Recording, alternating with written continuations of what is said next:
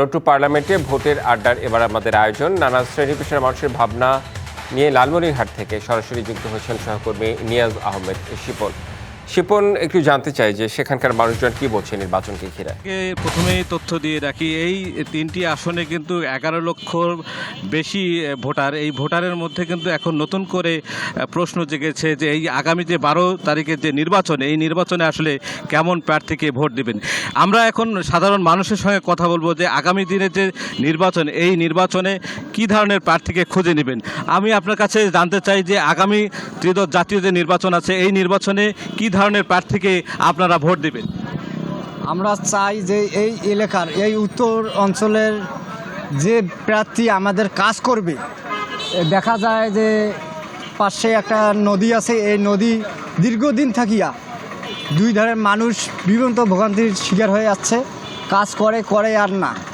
এবারে আমাদের আশা যে প্রার্থী কাজ করবে আমরা তাকে ভোট দেবো, এবং এই উত্তর অঞ্চলের মানুষ কাজ করার জন্য ঢাকায় যায়।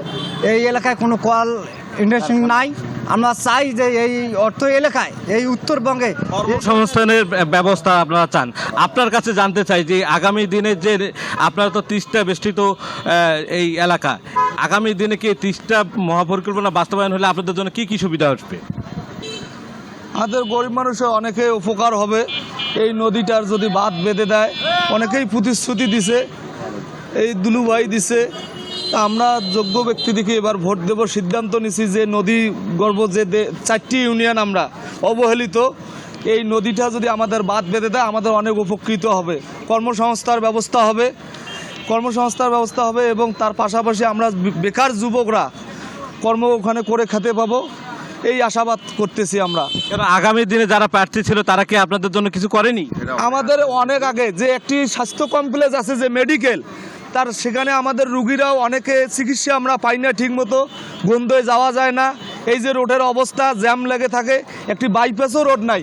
আমার যে কোনো এক ভাই হোক বা মা বোনেরা হোক, যে আসলে জানতে পারছিলাম যে সেই অঞ্চলের মানুষের যেসব চাওয়া পাওয়া, সেসব প্রত্যাশা যেন পূরণ হয়, এসবই আসলে সেখানকার জনগণ বলছে। ধন্যবাদ আপনাকে।